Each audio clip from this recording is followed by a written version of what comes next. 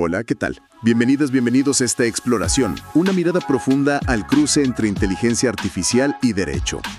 Hoy vamos a poner la lupa sobre cómo esta transformación tecnológica, que está en todos lados, pues está viviendo específicamente en el ámbito legal mexicano. Y para esto, tenemos una materia prima bastante interesante, ¿eh? Es una conversación, un diálogo entre una inteligencia artificial que se llama Grok y el licenciado Crisanto Obeso Cortés. Él es un abogado mexicano, pues, muy apasionado por la tecnología, la verdad. Y no solo eso, no solo la usa, sino que la está aplicando en su día a día y, de hecho, impulsa su uso. Tiene iniciativas como su grupo de WhatsApp, Tecnología para Abogados, que él mismo creó. Así que bueno, la misión hoy, ¿cuál es? Pues tratar de entender cómo se está usando la IA en la práctica legal actual en México, al menos según esta experiencia particular. Ver qué ventajas concretas ofrece, porque todavía hay, pues, cierta resistencia, ¿no?, entre los profesionales. ¿Y qué consejos prácticos podemos sacar de este testimonio que me parece pionero? Vamos a entrarle al tema. Exacto. Vamos a analizar justo eso. ¿Qué impulsa a figuras como el licenciado Crisanto a adoptar esto tan temprano? También, ¿cuál es el impacto real, el tangible, en sus tareas de todos los días? Y algo muy importante, creo yo, es que nos dice su perspectiva sobre esas barreras, que a lo mejor son más culturales, ¿no? O de mentalidad, más que técnicas, las barreras que enfrenta la IA en la abogacía aquí en México. Y fíjate, el punto de partida que nos comparte el licenciado Crisanto es revelador. Porque él trabaja en el servicio público, pero dice que su interés real, su pasión, está en la IA. ¿Recuerdas en esa conversación cómo, no sé, antes de la pandemia, la IA pues sonaba a ciencia ficción para muchos, ¿no? Y ahora, bueno, la ve por todos lados. Pero él mismo detecta como una brecha en el mundo del derecho. Siente que muchos colegas todavía la miran con recelo, como con desconfianza. Y justo ahí, creo, está algo bien interesante. Esa percepción de que el cambio va muy rápido, pero choca con la inercia de ciertos sectores.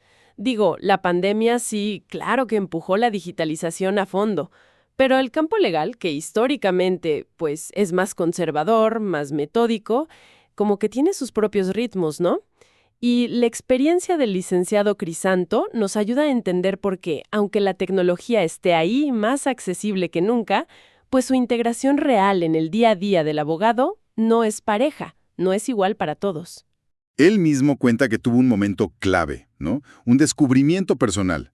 Dice que hace ya algunos años encontró unas herramientas que eran capaces de resumir documentos PDF, de esos larguísimos, o que analizaban sentencias. Y ese fue su wow, como él lo describe. Esto es el futuro. Y a partir de ahí, pues empezó a experimentar ya más activamente con diferentes IAs. Menciona ChatGPT, que bueno, es de las más conocidas. Sí, claro. Y otras, incluyendo esta Grok, que es la IA con la que tuvo la conversación que estamos analizando.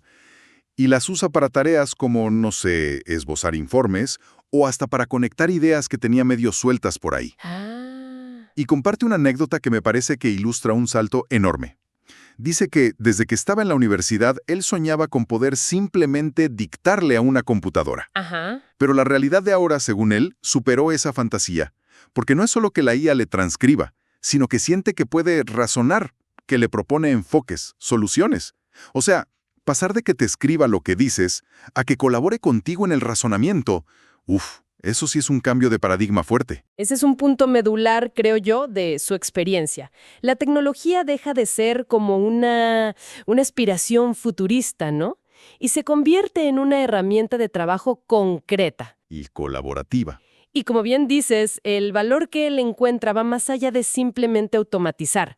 Describe una dinámica donde la IA actúa casi como un asistente de pensamiento.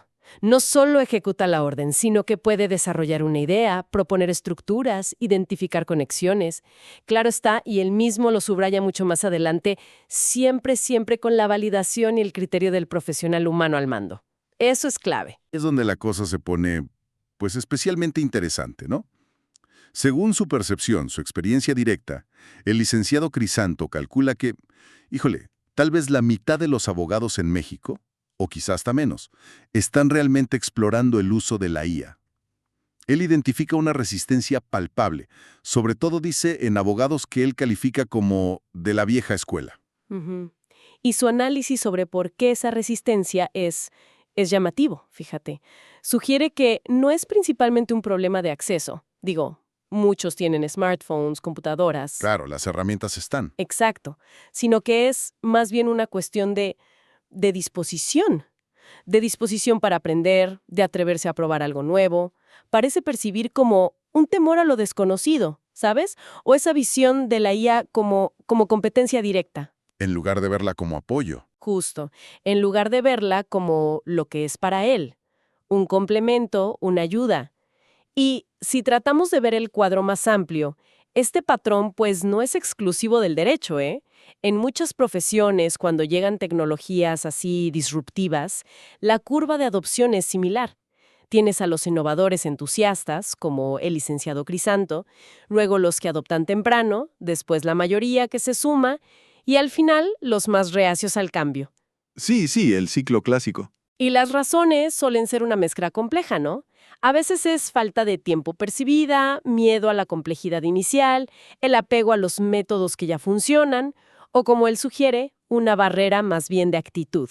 Exacto. Pero bueno, él ya dio ese salto. ¿Y cómo la integra? O sea, ¿cómo la usa en su rutina diaria? Menciona que su uso principal es para redactar y revisar textos. Describe un flujo de trabajo donde él le plantea una idea general a la IA, le pide que la desarrolle o le dé estructura. Eso sí, es muy enfático, siempre revisa minuciosamente las fuentes, la información que le da, pero los borradores iniciales o las propuestas de redacción dice que le resultan súper útiles. También la usa para optimizar la investigación preliminar. Por ejemplo, para analizar rápido artículos largos o identificar puntos clave en jurisprudencia relacionada. Y aquí viene la anécdota que para mí encapsula el potencial más profundo de esto. Cuenta que le pidió a una IA analizar un texto legal, uno complejo, y la respuesta le ofreció una perspectiva, un ángulo de interpretación que él, pues no había considerado. Dice que ese pequeño descubrimiento le hizo replantear su enfoque sobre ese asunto en particular. Esa anécdota es oro puro, la verdad, porque ilustra perfectamente ese valor que va más allá de la simple eficiencia.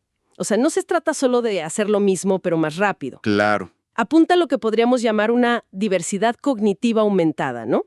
La IA, como no tiene nuestros mismos sesgos cognitivos ni nuestros caminos de formación, pues puede procesar la información y encontrar patrones o interpretaciones distintas, alternativas. Ese es el momento, que sugiere una transformación mucho más profunda que solo automatizar tareas. Es casi como tener un sparring intelectual digital, ¿no crees? Totalmente. Y hay un aspecto en el que el licenciado Crisanto insiste mucho, la necesidad de preservar siempre su esencia profesional, su criterio, que eso quede en todo producto final. Explica su método. Él da el tema, las directrices, es directo en sus instrucciones, lo que ahora llamamos prompt, ¿no? Las indicaciones. Pero el trabajo no termina ahí, ni de lejos. Audita rigurosamente el resultado, verifica cada dato, cada fuente, y lo más importante, le imprime su sello personal y profesional. Su visión es clarísima. La IA es una herramienta potente, sí, pero la autoría y la responsabilidad final son suyas, del abogado. Adoptar esa mentalidad es crucial. Es quizás el mensaje más importante para cualquier profesional que se aventure con estas tecnologías, y más aún en derecho, donde la exactitud, la confiabilidad, la responsabilidad son pilares fundamentales. Así es. No es una opción, es una obligación, casi deontológica, diría yo. La IA puede amplificar capacidades, sí, liberar tiempo, también, pero no reemplaza, ni debe hacerlo, creo yo, el juicio crítico, la ética y la firma responsable del abogado. Sin duda alguna. Ahora, volviendo a sus colegas, a los que todavía dudan, los que sienten esa resistencia que mencionábamos, ¿qué consejo práctico les da el licenciado Crisanto para animarlos a empezar a dar ese primer paso? Su recomendación es muy directa, ¿eh? Dice, hay que lanzarse ya, dejar los mitos atrás, y propone una estrategia de entrada que me parece muy astuta. No empezar con tareas legales súper complejas que puedan generar ansiedad o miedo a equivocarse. Tiene sentido. Claro, sugieren pasar con algo más sencillo, incluso algo lúdico fuera del ámbito estrictamente legal. Él mismo comparte que usa la IA para generar borradores de tweets o posts para redes sociales sobre su hobby, que es la fotografía. Lo ve como una forma de bajo riesgo para familiarizarse con la dinámica, ¿no? De darle instrucciones claras, esos prompts, y ver cómo responde la IA. Es como Como practicar escalas antes de tocar una sinfonía, dice él. Me gusta esa analogía. Y una vez que ya gana cierta confianza, cierta fluidez, entonces sí, sugiere pasar a tareas legales más acotadas, pedirle a la IA que resuma un artículo doctrinal, que proponga ideas iniciales para una argumentación sencilla o que ayude a esquematizar un escrito. El mensaje de fondo es, quítenle el miedo, es solo una herramienta más. Ese enfoque gradual, empezar por lo pequeño y en áreas de bajo impacto, es muy acertado desde la perspectiva del aprendizaje y de la gestión del cambio. Disminuye mucho la barrera psicológica de entrada, ¿no? Además, como bien señala el licenciado Crisanto, las herramientas básicas suelen estar al alcance. Un teléfono, una computadora. Exacto, no se necesita gran cosa para empezar. Y la red está llena de tutoriales, de guías, muchísimos gratuitos.